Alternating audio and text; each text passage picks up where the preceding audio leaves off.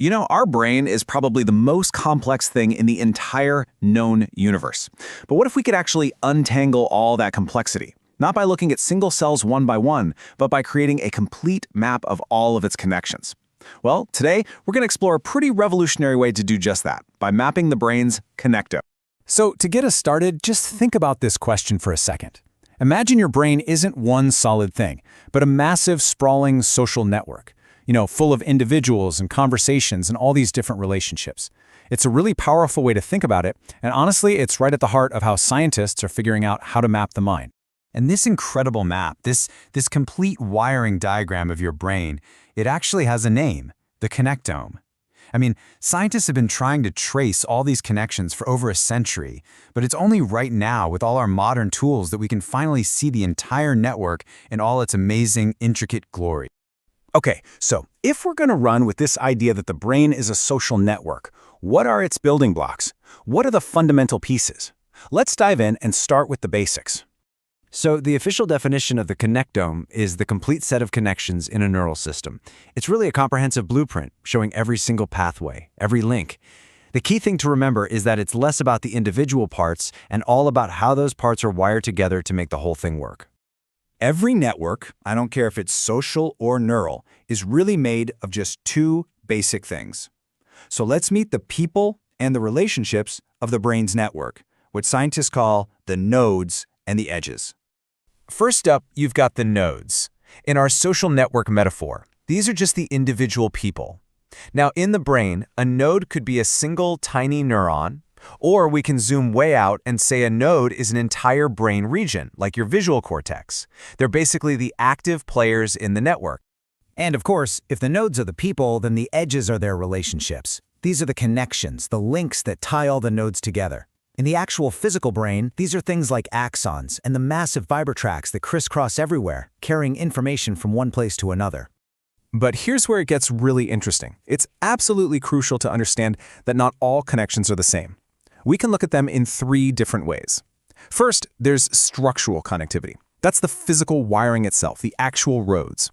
Then there's functional connectivity, which is like looking at a call log to see who's talking to whom right now. And finally, you've got affective connectivity, which goes a step deeper. It shows who is actually influencing the conversation. So we've got the concepts down, but how do scientists actually go from a living brain to one of these ridiculously detailed network maps? Well, it's a fascinating multi-step process that literally turns medical scans into network science.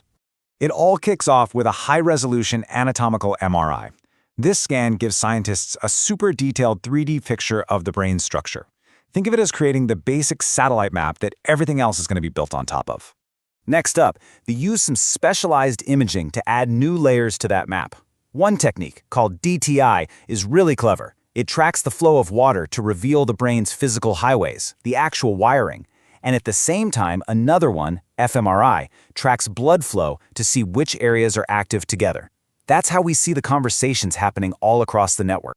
Now this is where all that data gets crunched. All of that rich visual information gets converted into something called an adjacency matrix. And don't worry, it's basically just a giant spreadsheet.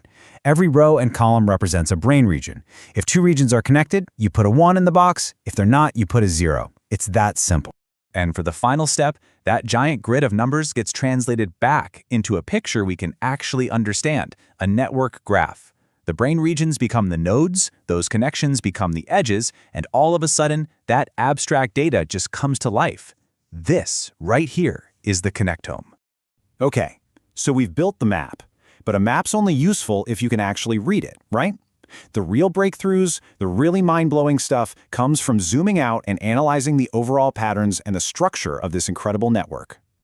This quote really just nails it. Just like in a social network, the overall efficiency of your brain doesn't just depend on individual connections, but on its global architecture, its overall design. And there are two key properties that really stand out: small worldness and modularity. This visual really shows you the power of smart network design. See, on the left, you've got a regular network where info has to travel step by step. It's super slow for long-distance communication. But look at the one on the right. All you have to do is add just a few long-range shortcuts and boom, you've created a small world network. Information can just zip across the entire system with incredible speed. And guess what? This is a key design principle of your brain. You've probably heard of the 6 degrees of separation idea, right? That you can connect to basically anyone on Earth through a short chain of acquaintances? Well, that's the classic example of a small world network. And it turns out our brains are built on that exact same principle. So, just how small world is the human brain?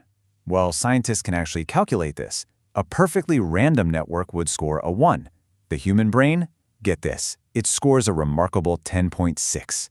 This tells us our brain isn't just some random mess of connections. It's a highly optimized network, perfectly balancing local processing with lightning-fast global communication. And the other key pattern is something called modularity. You know how a social network has distinct groups of friends or colleagues? Well, the brain has modules. These are just clusters of brain regions that are really densely connected to each other, but not so much to the rest of the network. And what's fascinating is that the regions inside a single module, they often share a very similar function. So, okay, we can build these incredible maps, but why does it matter? I mean, what do these maps actually reveal about us? Well, the answers are literally transforming how we understand the mind. By analyzing all these connectomes, we can start to see the fundamental principles of brain organization that are common to all of us. We can compare the physical roadmap to the real-time traffic flow to see how the structure actually makes function possible. We can track how these networks change as we age. And maybe most importantly, this approach lets us search for network-based biomarkers that could, one day, help us diagnose and treat brain disorders. We are, without a doubt, in the golden age of brain mapping.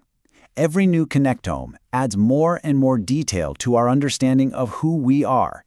This is one of the great frontiers of science, and you just know the most exciting discoveries are probably still to come. The question really is, what other secrets are just waiting to be found in the wiring?